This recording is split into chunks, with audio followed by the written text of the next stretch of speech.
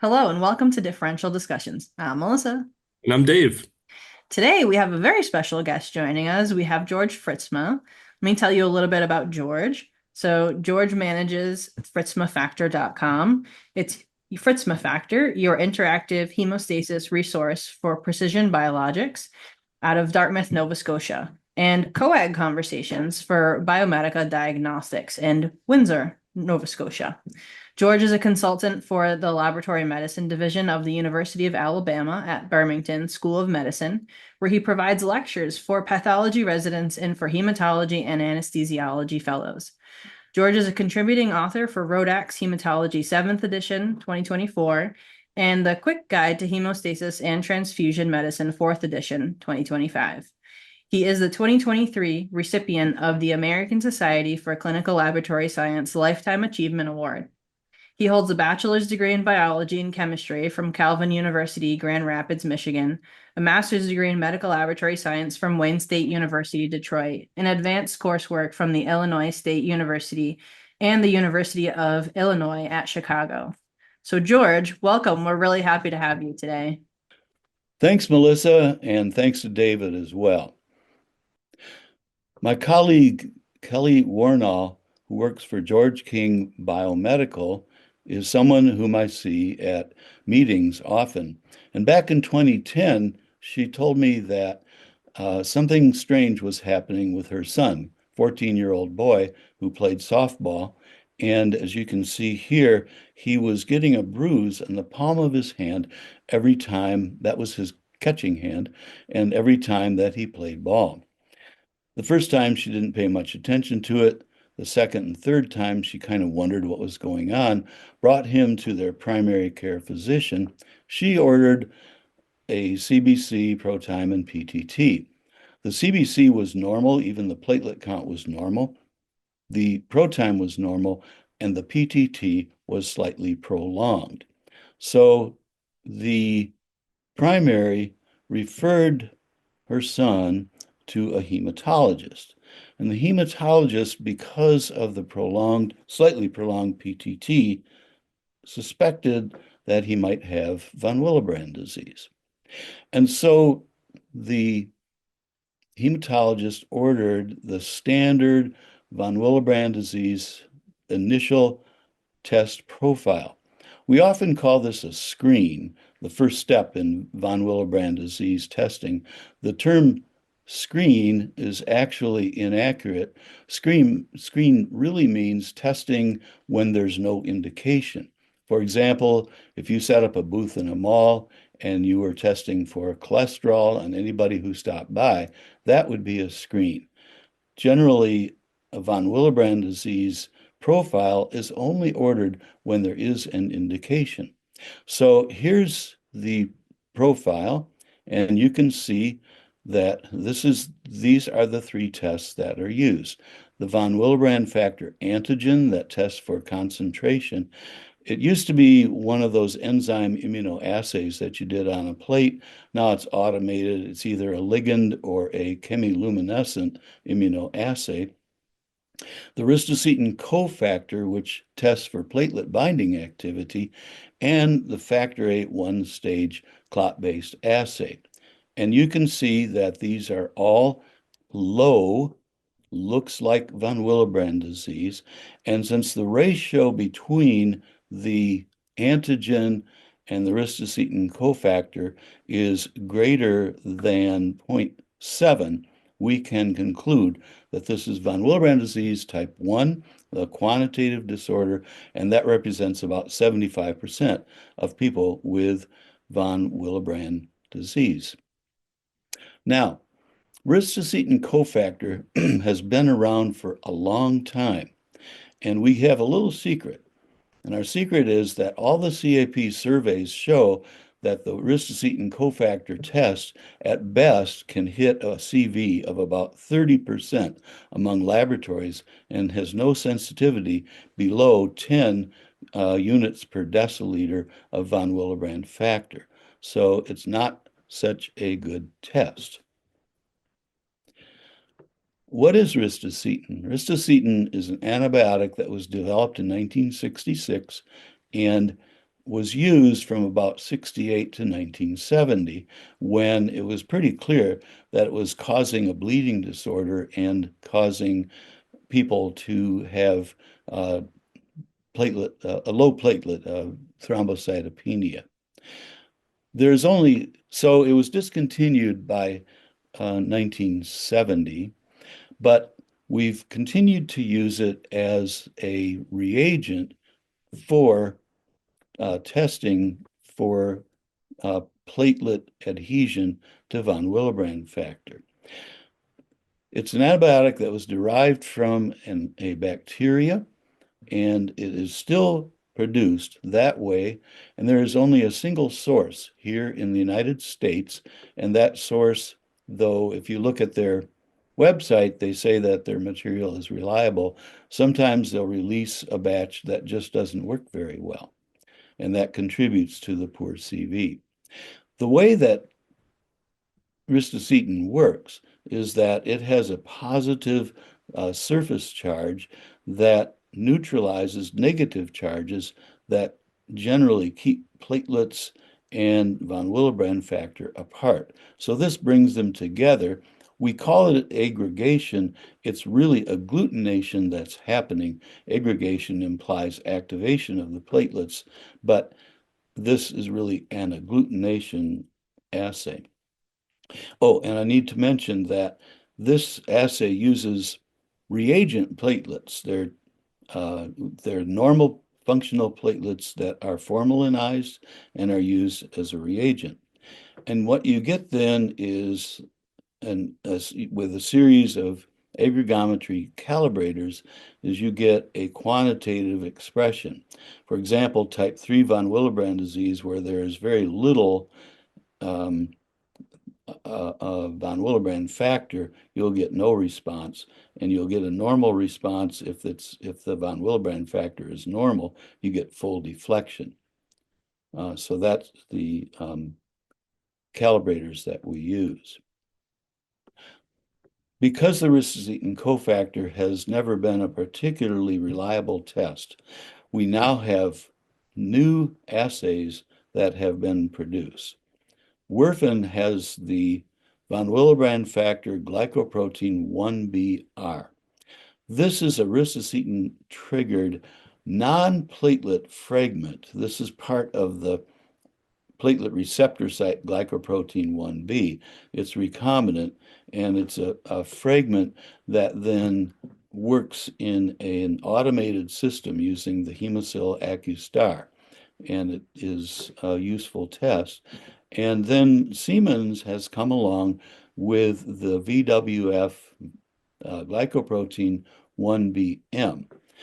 This has eliminated the use of Ristocetin from the assay. What Siemens has done is developed a gain of function high affinity recombinant glycoprotein 1B fragment. This actually resembles the fragment that you would see in what we call platelet type von Willebrand disease platelets. And so that gives a straight reaction without there being a need for Ristocetin. So this binds the A1 domain of native von Willebrand factor without the use of Ristocetin, and they claim CV percent of 3, and their range is from 3 to 400 units per deciliter. So this, and if you will look at recent CAP surveys, you'll see that these two tests occupy more than 50% of the testing that's going on. Some of us are still using good old Ristocetin cofactor and doing it in an aggregometer. One of these folks, it was Siemens, had developed an automated Ristocetin cofactor as well, and that really didn't improve the CVs very much. So these are the two tests that are coming along. This one seems to be capturing much of the market these days. And just briefly, there are now follow-up tests that are used to subclassify type 2 von Willebrand disease. One of these is the collagen binding assay. This came out of Thomas Exner's lab in Sydney, Australia, and it's been really been around a long time. And it is a test to see if the von Willebrand factor is properly binding to collagen as well as to platelets. Then there is a von Willebrand factor, factor 8B, which is an assay, enzyme immunoassay that measures the factor 8 binding to von Willebrand factor. As it turns out, some cases of type 1 von Willebrand disease are really caused by poor binding between factor 8 and the von Willebrand factor. A test that's been around a long time, von Willebrand factor multimeres, that's a polyacrylamide gel electrophoresis test that separates the various multimers. And it's really the large multimers of von Willebrand factor that we're interested in as they bind the platelets. A lot of work is being done for molecular diagnosis. The efforts are hindered somewhat by the large variety of mutations, though that is the direction that we're probably going in eventually, and we may see more molecular testing than multimers.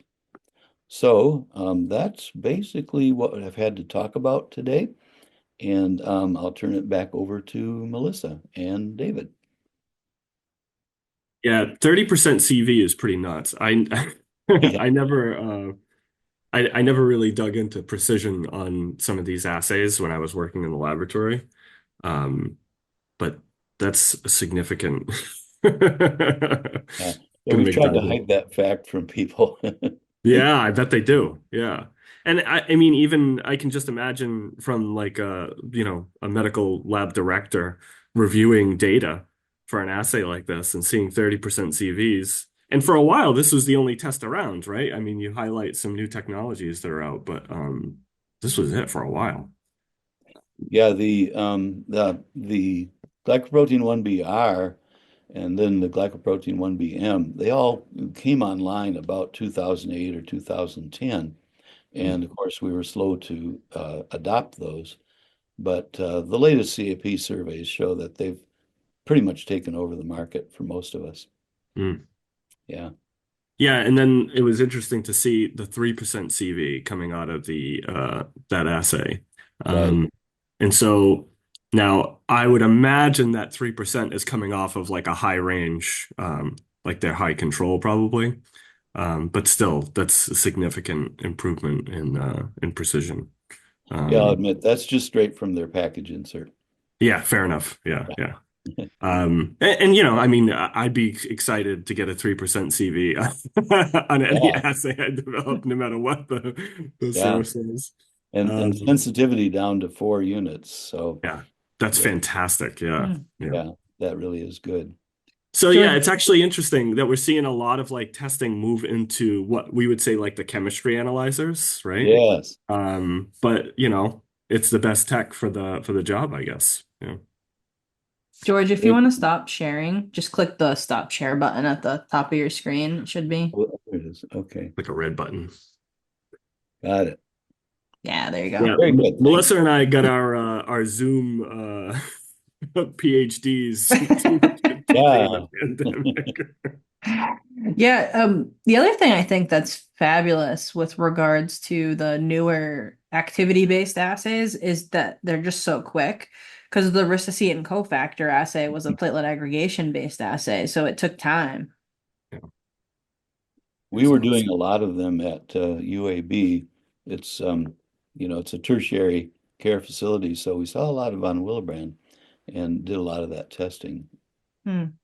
And now I've been away from there for a while, and ever since COVID, the lab's been locked up, and I don't have a card to get in anymore. So I'm assuming that I do stay in touch with the pathologist, so I'm assuming they've moved to the one of the newer assays. Yeah. It makes me curious about where Melissa and I came from too, what they're doing over at Tufts now. They were doing the immunoassay on the top because Oh they yeah, were But wasn't doing there wasn't there talk about sending it over to Chem though? that was for the anticardiolipin and the beta 2 lipoprotein. Yeah. You're Those right. were sent to chemistry to be done Conflating automated. stuff. hmm Yeah, but when I first started, back in 2010, they were doing Ristocetin cofactor assays, and I think we switched the maybe like 2011 we switched to Oh, yeah. running the immunoassay on the top because we got the top. And Yeah. also I was never trained on Ristocetin cofactor assays because we were getting the top. So we just went straight to doing that. At least for me, I didn't have to do the Ristocetin cofactors, but I, it's less, from my understanding, it's less labor intensive to just throw it on the instrument and get your result than to do it on the platelet aggregometer. Yeah, the precision still wasn't great though, right? Like On the with with the Ristocetin cofactor? yeah, with the top assay. I thought the I top assay had issues too. no, the top one was fine. It's just Okay. you wanted to make sure that you weren't running the factor 8 and the immunoassays at the same time because it was falsely increasing the results on the clot-based assays we were finding because you needed to wash the probes in between. Oh, So interesting. carryover, huh? Yeah, so that's what we had found. So we just were washing them, but other than that, they were great. They Mm. were still performing them when I left in 2022. So They're the still same way. using TOPS instrumentation there. Yep. We have Stago here, and really the people in the lab love the Stago instruments, but Hmm. the TOPS is a bit more flexible. I think you can do more with it. Yeah, we come from using tops extensively. We used benchtop, the little start of ST4s, Oh yeah, um, yeah. and so we became sort of affectionately hateful of the. I like But those though. I mean, I I was know. performing hexagonals on those, so I'm comfortable with those. For me as like a young tech, I just have the post-traumatic stress disorder of like a specimen not running on the top because of some optical interferences, and then Hmm. having to go to the ST4, which was not frequently used. And yeah, I'd probably be much more comfortable nowadays. But Is that still the case? I know TOPS advertises they use a wavelength that bypasses the problem of lipemia. I Is think that largely, good? but Okay, yeah, but there's still a point at which there's just too much. So I think lipemia can still definitely be an issue. I think they're doing a lot better with like hemolysis yeah. and ecteric specimens, but I think lipemia, there's just a point where it's just like milk, and it's just not gonna the Yeah, photo. yeah. Yeah. So mechanical will just trump it every time there. But yeah, I've actually never got my hands on a big Stago. It'd be kind of fun to play around with. Yeah, UAB, we just got all brand new ones, so I Hmm. haven't heard how that's working out. But we kept the old what Star it was called, and Yeah. or SDAR, and we kept it long past its lifetime and kept it going.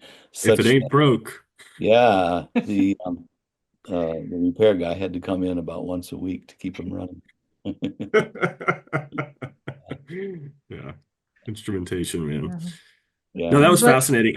I really appreciate you talking about how it's not a screen and why it's not a screen. Oh, good. Yeah.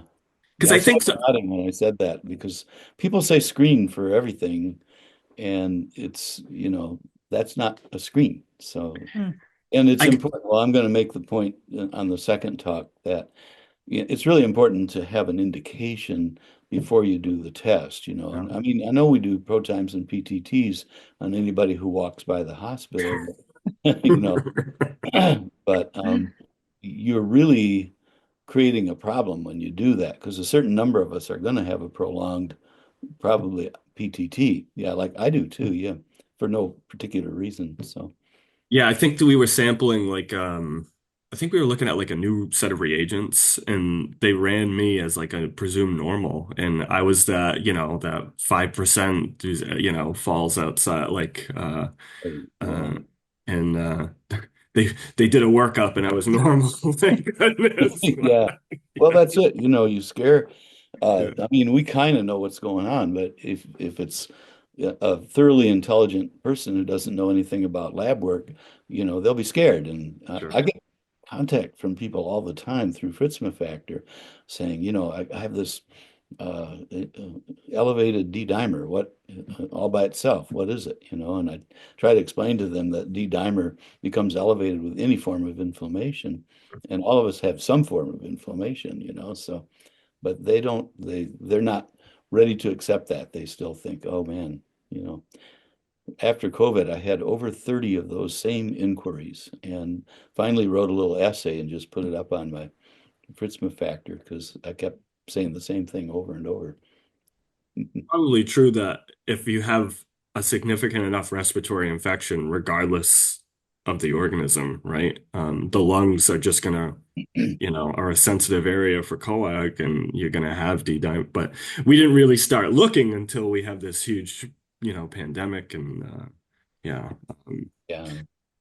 yeah. Melissa and I, when we were doing, you know, uh, the doing laboratory stuff during the pandemic, I remember my top had run like 500 plus tests back to back to back in between like maintenance cycles.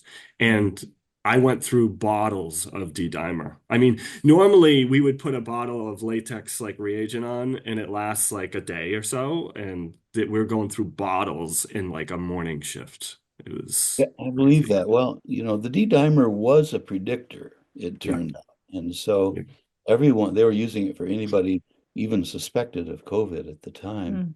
Mm. Yeah. But it just turns up so many people, with an elevated D dimer because of that. So Yeah. anyway, yeah. It was Yeah. interesting. Great. Well, I think we talked about von Willebrand's and then we talked about a bunch of other things, but I Yeah, think leave in whatever is good. I think this was a great episode, and George, we want to thank you for coming on and for sharing your knowledge with us. I'm pleased to do it. Thanks for inviting me. Absolutely. And everybody else, thanks for listening. It's your time.